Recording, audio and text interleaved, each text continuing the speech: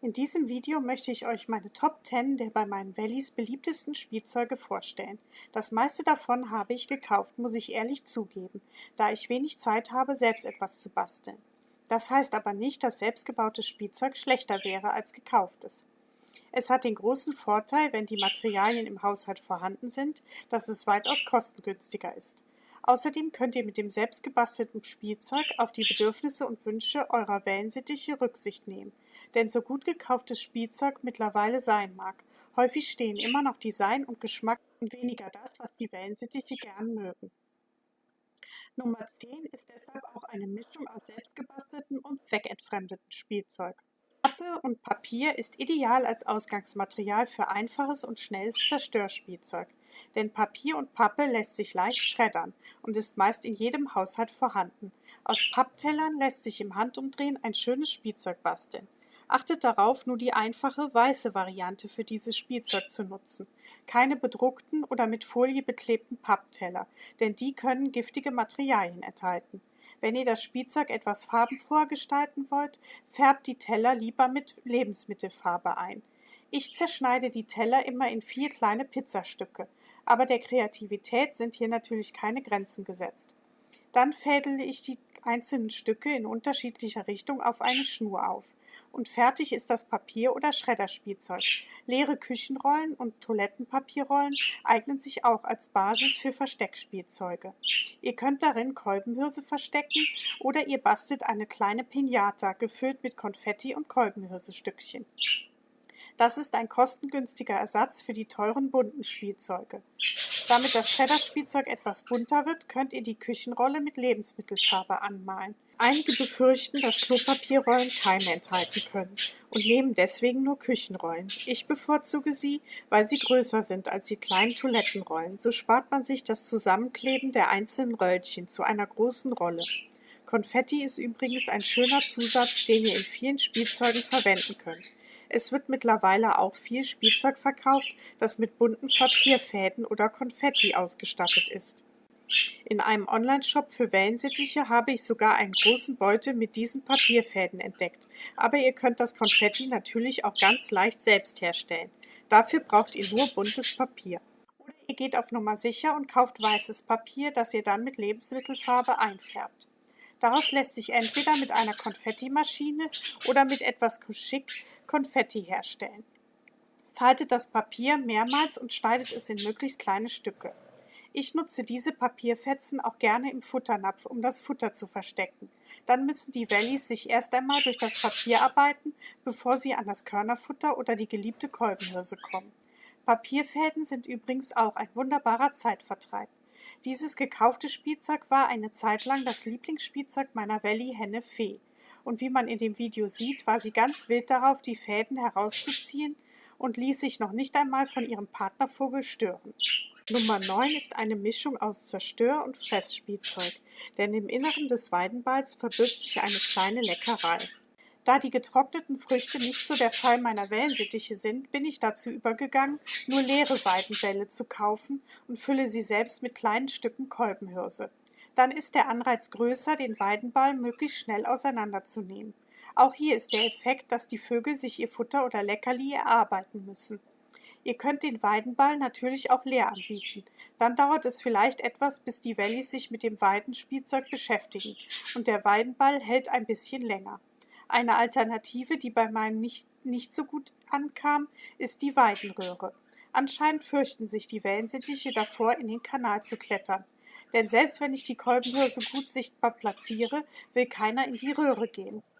Nummer 8. Nummer 8 hingegen war trotz Röhrenform ein voller Erfolg. Hier habe ich eine alte Flaschenverpackung aus Pappkarton zum Welli-Spielzeug umfunktioniert. Auch hier wieder darauf achten, dass die Geschenkverpackung nicht mit Folie beklebt oder farbigen Motiven bedruckt wurde.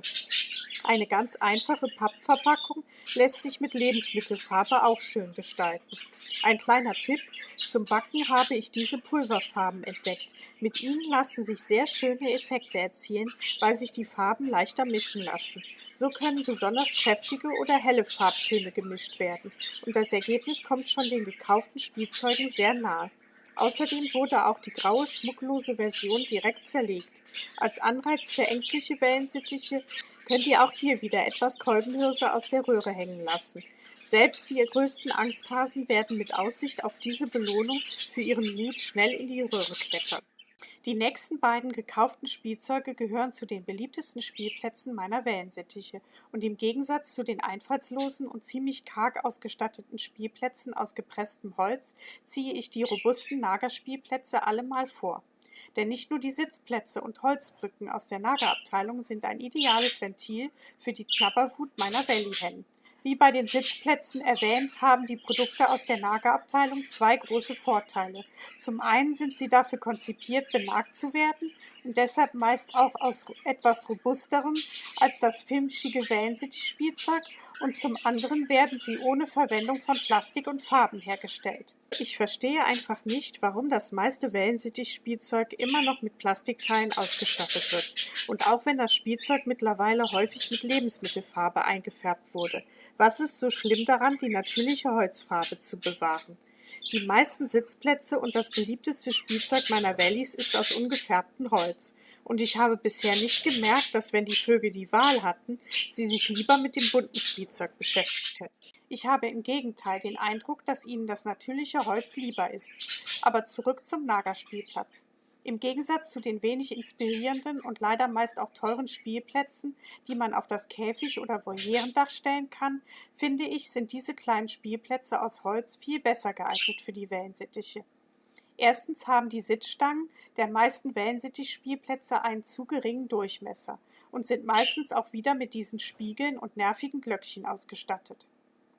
Außerdem haben die Nagerspielplätze den Vorteil, dass das Holz noch mit Rinde ausgestattet ist. So ist der Knabberspaß größer, weil die Rinde noch abgetragen werden kann. Einziger Nachteil, den man im Nachhinein häufig entfernen muss: der Spielplatz ist nicht geklebt, sondern mit kleinen Nägeln verbunden. So besteht potenziell eine Verletzungsgefahr, wenn die kleinen Vögel damit beginnen, den Holzspielplatz zu zerlegen. Ich untersuche das Teil deswegen regelmäßig und sobald ich die Nägel sehen kann, entferne ich sie. Das macht den Spielplatz zwar dann instabiler, bietet aber für die Wellies den Vorteil, dass er sich jetzt leichter zerstören lässt. Und wir Wellensittichhalter müssen uns nicht sorgen, dass die kleinen Vögel sich beim Spielen verletzen. Nummer 6 ist eine Variante des Holzspielplatzes. Diese Burg habe ich durch Zufall entdeckt und eigentlich damit gerechnet, dass sie genauso schnell zerlegt wird wie der Spielplatz. Aber stattdessen hat sich ein neues Spiel entwickelt, das meine verstorbene Wellihenne Mukine geliebt hat. Weil ich das meiste Spielzeug aufgehängt habe und wenig Platz habe, um Spielzeug aufzustellen, habe ich die Burg auf eine Holzplatte geklebt und vorne eine kleine Holzscheibe als Eingangsbereich angebracht. Weil das Holzhaus komplett leer war, habe ich einige kleine Holzstückchen und Korkreste von der Korkröhre hineingelegt. Und siehe da, die Wellihenne hat das Spiel direkt verstanden. Sofort hat sich die kleine Henne daran gemacht, das Haus aufzuräumen und die Stücke eins nach dem anderen hinausgeworfen. Natürlich nicht, ohne den Teilen beim Herunterfallen zuzusehen. Kommen wir zur Top 5 mit leider fast nur gekauftem Spielzeug. Dafür ist das meiste kein direktes Wellensittich-Spielzeug, sondern eher Dekoobjekte oder für andere Tiere gedacht. Wie die Nummer 5, die Katzenpappe. Diese Pappe habe ich von Bekannten geschenkt bekommen, die eine Katze haben. Angeblich sollen die Katzen ganz verrückt danach sein, vor allem wenn sie mit Katzenminze bestreut wird. Allerdings hatte die Katze meiner Bekannten keine Freude an diesem Pappspielzeug. Dafür lieben meine Wellensittiche dieses Pappbrett. Mittlerweile hängt schon das dritte, denn die Wellies lieben es, die Pappe Stückchen für Stückchen zu zerlegen. Ziemlich praktisch sind die vielen kleinen Löcher, die wohl dazu gedacht sind, dass die Katze ihre Krallen daran wetzt, anstatt sich an den Möbeln zu vergreifen. Ich nutze die Löcher, um darin Kolbenhirse hineinzustecken. Zuerst war es nur gedacht, damit die kleinen Vögel Interesse an dem neuen Spielzeug zeigen, aber mittlerweile ist es eine gute Futterquelle für meine Handicap-Wellies, da die beiden Wellihähne nicht genug Futter vom Hauptfutternapf abbekommen, denn die beiden werden leider immer wieder von den Stärkeren im Schwarm weggejagt. Die Nummer 4 ist wieder etwas, das eigentlich für Nagetiere wie Hamster und Kaninchen entwickelt wurde. Die Grasmatte. Schon lustig, dass das meiste Nagerspielzeug besser funktioniert als das eigentliche Spielzeug, das für die Wellensittiche konzipiert wurde. Ich glaube, mittlerweile werden auch viele Nagerspielzeuge für die Wellensittiche ausgewiesen. Die Heimtierindustrie scheint endlich erkannt zu haben, dass es da Parallelen im Spieltrieb und in den Bedürfnissen gibt. Jedenfalls ist diese Matte aus Gras geflochten ein sehr beliebter Zeitvertreib bei meinen Wellies. Leider ist das Ding nur sehr schnell geschreddert und eine neue muss her. Dasselbe gilt Platz der Top 3. Ringe aus Holz oder Heu. Diese Dekoringe habe ich das erste Mal im Herbst entdeckt. Sie scheinen als Dekoobjekte für die Wohnung beliebt zu sein, denn es gibt sie in allen Farben und aus verschiedenen Materialien. Mal mit, mal ohne Deko. Wobei ich für meine Wellensittiche natürlich nur die unbehandelten Ringe ohne Deko und Farbe nutze. Wer will, kann den Holzring mit Lebensmittelfarbe bunt anmalen. Aber meinen Wellies scheint das egal zu sein. Sie knabbern genauso gern an den braunen Ringen. Wobei die Holzringe natürlich länger halten als Heuringe. Ich habe verschiedene Holzarten ausprobiert. Weidenholz wäre natürlich mein Favorit, weil es am natürlichsten ist und besonders hart. Aber die Ringe im Supermarkt sind meist aus anderem Holz. Und bei den Heuringen muss ich euch warnen. Die sind nicht nur in Windeseile zerlegt, sondern machen auch sehr großen Dreck. Aber sie sind ein super Spielzeug, da die Wellensittiche auch bequem auf ihren sitzen können. Nummer 2 ist etwas, das ich schon bei meinem Video über die Pflanzen erwähnt habe. Und mittlerweile ist das sogar zum Lieblingsspielzeug meiner Wellies aufgestiegen. Für mich ist es besonders kostengünstig, da ich die Äste direkt aus meinem Garten ernten kann. Die Rede ist von Bambus und Zyperngras. Diese beiden Pflanzen haben relativ dünne Äste mit vielen Blättern, die sich ideal als Schredderspielzeug eignen. Der Bambus wächst im Frühjahr und Sommer auch relativ schnell und bildet viele kleine Blätter. Allerdings sind meine Wellensittiche so schnell im Schreddern der Blätter, dass ich kaum mit neuen Ästen hinterherkomme. Man kann Zyperngras und Bambus auch als Zimmerpflanze nutzen, nur befürchte ich, dass die Wellies sehr schnell die kleine Pflanze abgeerntet haben und nach kurzer Zeit nicht mehr viel davon übrig ist. Im Garten wächst bei mir schon ein zweiter Bambus, um den hohen Bedarf an neuen Blättern zu decken. Der absolute Favorit und Nummer 1 dieser Liste ist und bleibt aber die Korkröhre. Sie ist tatsächlich ein Tipp aus einem Internetforum gewesen, denn ich wäre nie darauf gekommen, dass diese Röhren, die eigentlich zur klassischen Deko eines Aquariums gehören, bei den Wellensittichen als Spielzeug dienen könnte. Von Vorteil ist sicherlich, dass Kork weicher ist als Holz, aber härter als Papier. So lässt es sich leicht abnagen, aber ist nicht so schnell zerstört wie Papier. Außerdem bieten große Korkröhren auch tagsüber einen schönen Sitzplatz zum Dösen. Vor allem meine Handicap-Wellies schätzen diesen Platz, an dem sie ihre Füße entlasten können. Ärger gibt es nur, wenn einer der anderen an der Korkröhre arbeiten will. Lässt sich hier auch wunderbar Resteverwertung betreiben. Denn meist bleiben kleine oder größere Korkreste zurück, wenn die Korkröhren endgültig zernagt wurden.